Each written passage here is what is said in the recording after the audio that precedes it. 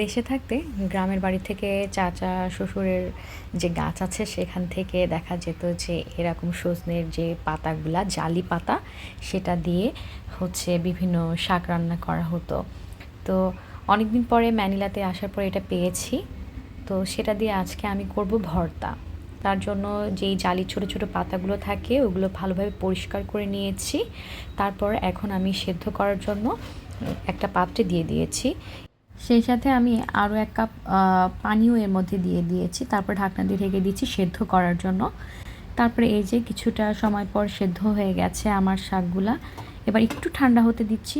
এইদিকে আমি হচ্ছে একটা ফ্রাই প্যান গরম করতে দিয়েছিলাম। সেটা গরম হয়ে এসেছে। তার মধ্যে আমি দিয়ে দিচ্ছি একটু রান্নার তেল।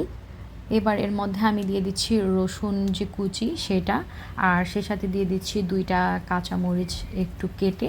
তো আমাদের এখানকার যে মরিচটা সেটা একটু লাল বর্ণের হয়ে থাকে, তো সেটা দিয়ে দিচ্ছি। বাট এই মরিচটা অনেক ঝাল হয়, তো এটা আমি হালকা একটু তেলে ভেজে নিচ্ছি।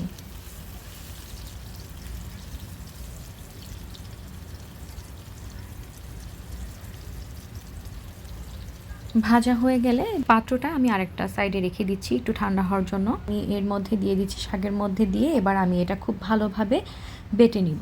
কেউ চাইলে শিলপাটায় বেটে নিতে পারে, কেউ চাইলে হ্যান্ড উইস্ক দিয়ে করতে পারে, যার যেটাতে মানে খুশি, যে যেটাতে স্বাচ্ছন্দ্য বোধ করে।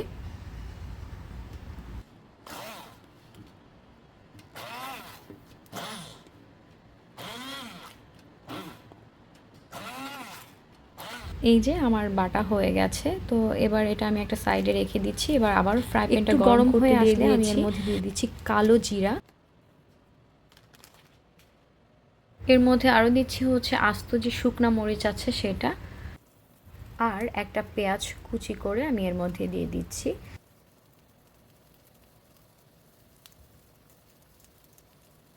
আর সে সাথে দিয়ে দিচ্ছি একটু সরিষার তেল।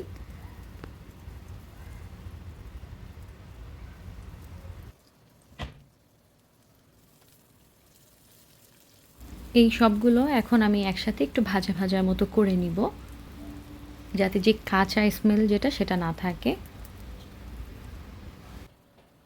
ম্যাশড যেই শাকটা করেছিলাম সেটা এবার আমি এর মধ্যে দিয়ে দিচ্ছি, দিয়ে এবার একটু হালকা ভাজা ভাজা করে নিব।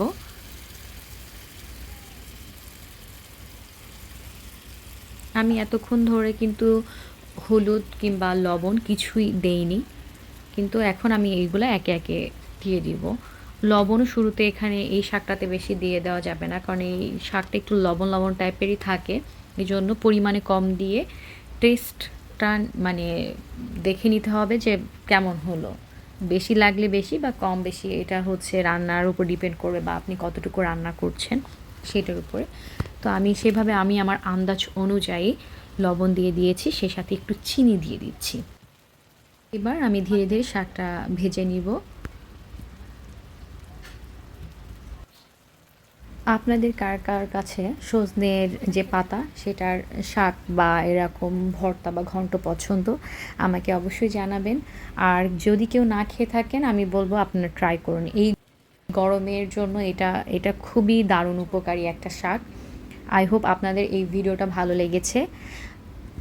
সাবস্ক্রাইব করে আমার চ্যানেলটির সাথেই থাকবেন, পাশে থাকবেন। আল্লাহ হাফেজ।